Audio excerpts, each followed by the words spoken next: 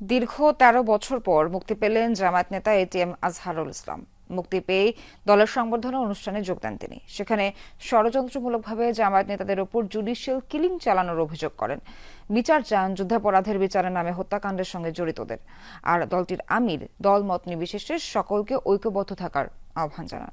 ওয়ালটন আবারও মিলিয়নিয়ার অফারে ওয়ালটন ফ্রিজ কিনে আপনিও হয়ে যেতে পারেন মিলিয়নিয়ার।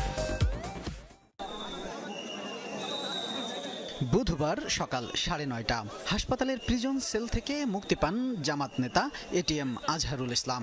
বাংলাদেশ মেডিকেল বিশ্ববিদ্যালয় থেকে বেরিয়ে সরাসরি আসেন শাহবাগ মোড়ের সংবর্ধনা অনুষ্ঠানে, যেখানে সকাল থেকেই অপেক্ষায় ছিলেন হাজারো নেতাকর্মী। সম্পূর্ণ অন্যায়ভাবে ওনাকে তথাকথিত মানবতাবিরোধী বিরোধী মামলায় আটকে রাখা হয়েছিল। তিনি গতকালকে উচ্চ আদালতের রায়ের মাধ্যমে সম্পূর্ণ নির্দোষ এবং বেকসুর খালাস পেয়েছেন। আমরা মনে করি এটিএম আজহারুল ইসলামের মুক্তির মধ্য দিয়ে বাংলাদেশের ন্যায় বিচারের সূচনা হলো। এত বছরের জেল খাটার পরে একটা লোক মুক্তি পাইছে, সত্যের জয় হয়েছে, ন্যায় বিচার প্রতিষ্ঠা হয়েছে, জন্য আমরা আলহামদুলিল্লাহ খুবই আনন্দিত। একজন নিরপরাধ ব্যক্তিকে কোণঠাসা করার জন্য জেলখানা রাখছে এবং জামাতের যে সমস্ত নেতৃবৃন্দদেরকে ফাঁসি দেওয়া হয়েছে, স্বাধীনতা সংগ্রামের পরে তাদের বিরুদ্ধে একটা ছিল না, কোনো অভিযোগও কোনো থানায় ছিল না।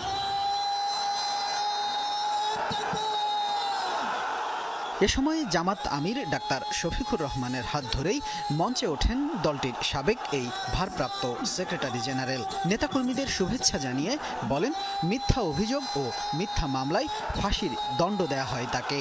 সেই শহীদদেরকে অন্যায়ভাবে হত্যা করা হয়েছে, জুডিশিয়াল কিলিং করা হয়েছে তাদেরকে। যারাই হত্যাকাণ্ডের সঙ্গে যেখানে যে পর্যায়ে জড়িত সবাইকে আইনের আওতায় নিয়েছে তাদেরকে বিচার করা হোক, নাহলে এই খারাপ সংস্কৃতি চালু থাকবে।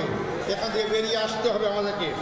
এ সময় জামাত আমির দলমত নির্বিশেষে দেশবাসীর সকলকে ঐক্যবদ্ধ থাকার আহ্বান জানান।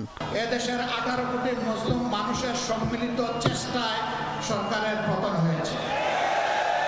আমরা এই মূল ক্রেডিট আল্লাহ তাআলাকে দেই, আর জমিনের ক্রেডিট সমস্ত এদেশের জনগণকে আমরা দেওয়ার পক্ষে।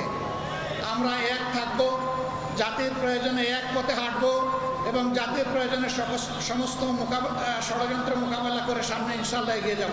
নেতাকর্মীদের ভালোবাসায় সিক্ত হয়ে এরপর পরিবারের প্রিয়জনদের উদ্দেশ্যে রওনা দেন সদ্য কারামুক্ত আজহারুল ইসলাম।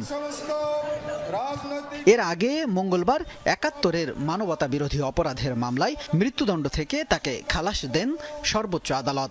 আপিল রিভিউয়ের আদেশের পর্যবেক্ষণে আদালত বলেন, অতীতে বিচারের নামে অবিচার হয়েছে।